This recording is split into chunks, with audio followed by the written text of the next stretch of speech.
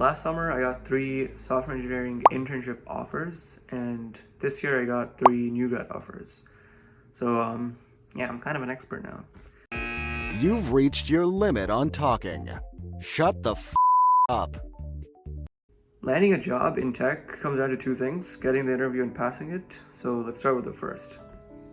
So your first move is going to be networking. Start out by reaching out to people that are closest to you, your parents, friends, siblings, whatever, and then expand outwards to your past coworkers or professors, etc.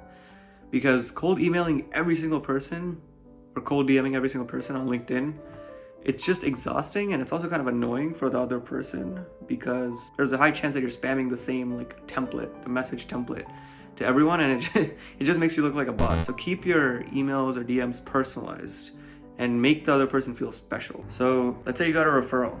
The next part of the process is having an amazing resume. A shocking number of people actually have experience but have terrible resumes. You already did the hard part of getting experience. Don't fumble the marketing. The best thing you can do is to get feedback from people in tech. So find people that have been recently recruiting and on the younger side, because old people are sometimes a little bit out of touch, and get them to review your resume. New camera angle. Look at this low budget, broke ass setup. Okay, the next point is just take your resume and feed it through every goddamn AI, ChatGPT, DeepSeek, I don't know, Gemini, all of them.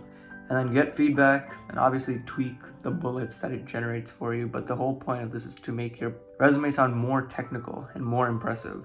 Now, for those without experience, this point is all the more crucial.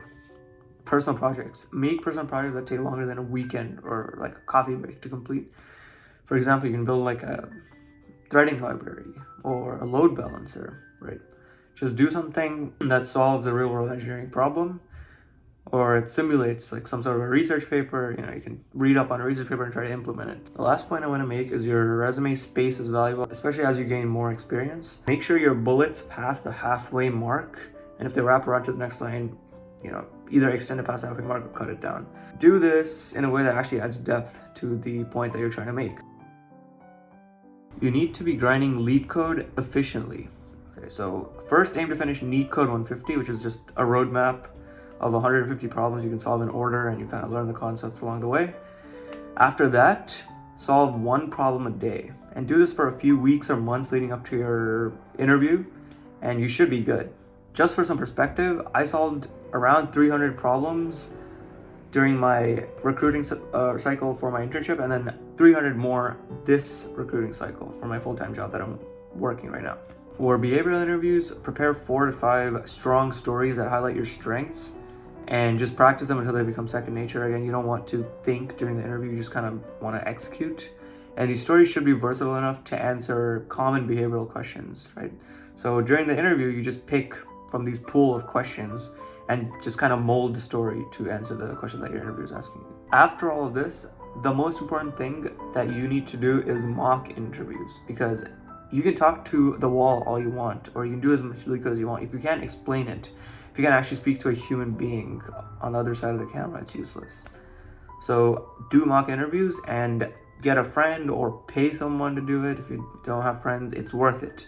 So let's talk about mindset for a moment. During my internship at MongoDB this past summer, I basically had the highest possible rating as an intern. They called it like SI3, Success Indicator Level 3, I guess. Everyone, including my mentors, was confident that I'd get the return offer. And then life threw a curveball and I was back to square one writing leak code. Sure, having MongoDB on my resume did open doors for me. But before you make that depressing ass spreadsheet tracking all your applications,